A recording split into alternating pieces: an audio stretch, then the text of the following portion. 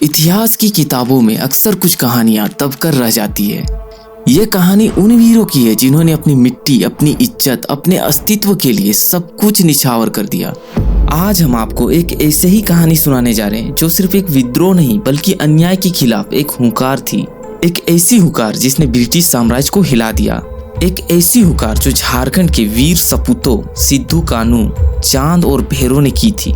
क्या आप जानते हैं सन 1857 की क्रांति की चिंगारी कहीं और नहीं बल्कि झारखंड की इसी पावन धरती पर संथालों के खून से भड़की थी। ये सिर्फ एक विद्रोह नहीं, ये एक पूरे समुदाय का बलिदान था जिसने अपनी आजादी के लिए करो और मरो का नारा दिया था। तो आइए आज हम जानते हैं उस महान बलिदान की अनकही गाथा, उस परिवार की कहानी जिसके 4 बेटों ने अपनी माटी के लिए प्राणों की आहुति दे दी। झारखंड के साहिबगंज जिले के भोगनाडीह नामक छोटे से गांव में एक संथाल आदिवासी परिवार में सन 1815 में सिंधु मुर्मू का जन्म हुआ। 1825 में चांद मुर्मू और 1835 में भैरव मुर्मू का जन्म हुआ। ये 4 भाई और उनकी 2 बहनें फूलो और झानो मुर्मू, चुन्नी मांझी और सोमू मुर्मू के 6 बच्चों में से थे। एक सामान्य आदिवासी परिवार जो अपनी जमीन और जीवन से संतुष्ट था, लेकिन जल्द ही ये शांति भंग होने वाली थी।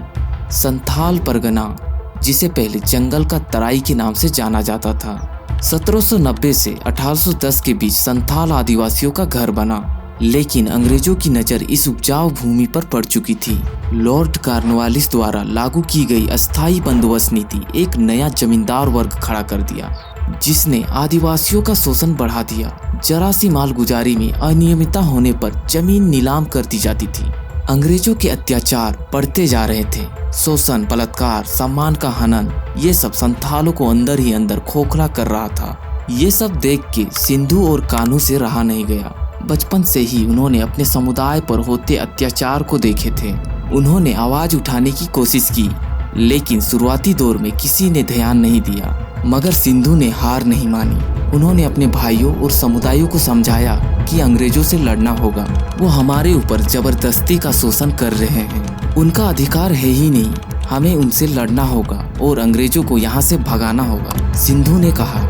जुलाई 1855 में ब्रिटिश सरकार जमींदारों और महाजनों के पक्षपात पूर्ण रवैये से तंग आकर सिंधु और कान्हू ने संथाल परगना में विद्रोह का आग फूका। भोगनाडीह में एक विशाल आदिवासी महासभा का आयोजन किया गया। यहीं पर करो या मरो, अंग्रेज हमारी माटी छोड़ो का ऐतिहासिक नारा गूंजा। यहीं पर संथालों ने सिंधु को अपना राजा, कान्हू को मंत्री, चांद को प्रशासक और भैरव को सेनापति नियुक्त किया। ये कोई साधारण विद्रोह नहीं था, ये संथाल विद्रोह था जिसे हूल आंदोलन के नाम से भी जाना जाता है। महासभा के बाद सिंधु कान्हू ने स्पष्ट घोषणाएं की, अब कोई भी जमींदारों और अंग्रेजों को किसी भी तरह का लगान नहीं देगा। कोई भी आदिवासी ब्रिटिश सरकार के आदेशों का पालन नहीं करेगा।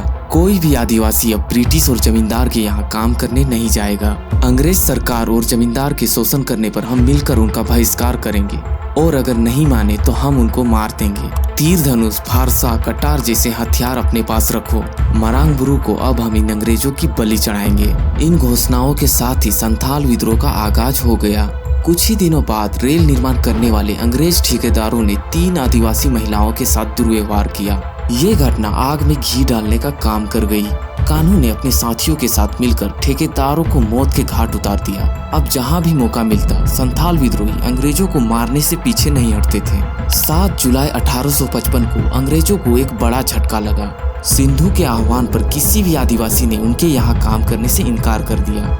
जब अंग्रेज काम करवाने के लिए आदिवासियों के घर पहुंचे तो सिंधु के एक इशारे पर दिघही के दरोगा और अंग्रेज सिपाही को वहीं मौत की नींद सुला दिया गया।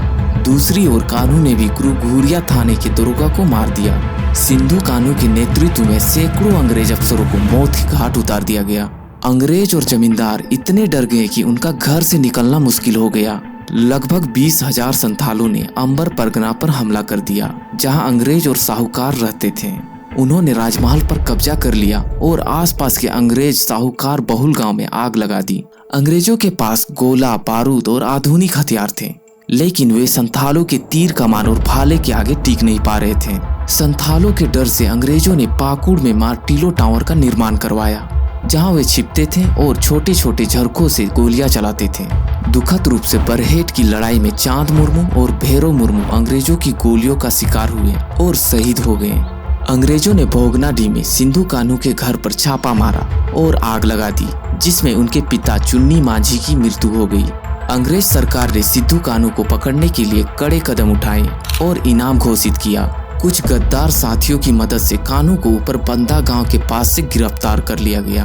फिर 19 अगस्त 1855 को सिंधु को भी बरहेट में गिरफ्तार कर लिया गया। दोनों भाइयों को खुलेआम फांसी पर चढ़ा दिया गया। सिंधु को बरहेट में पंचकटिया नामक शहीद स्थल पर फांसी दी गई और कान्हू को उनके ही गांव में भोगनाडीह में फांसी दी गई।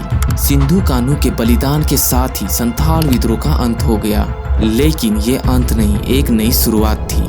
30 नवंबर 1856 को संथाल परगना को एक अलग जिला घोषित किया गया। इस विद्रोह ने 1857 के सिपाही विद्रोह यानी भारत के प्रथम स्वतंत्रता संग्राम की पृष्ठभूमि तैयार की। आज भी सिंधु कान्हू, चांद और भैरव पर पूरे झारखंड और देश को गर्व है। उनकी वीरता और बलिदान को संथाली गीतों में याद किया जाता है। हर साल 30 जून को उनकी शहादत की याद में संथाल हुल दिवस के रूप में मनाया जाता है। यह दिन हमें याद दिलाता है कि आजादी सिर्फ किसी एक आंदोलन की मोहताज नहीं होती, बल्कि यह असंख्य गुमनाम नायकों के बलिदान और संघर्ष का परिणाम होती है। अगर आपको ये वीडियो अच्छी लगी हो तो चैनल को सब्सक्राइब करें, अन्यथा आप ये वीडियो देखिए, वही मेरे लिए काफी है। धन्यवाद।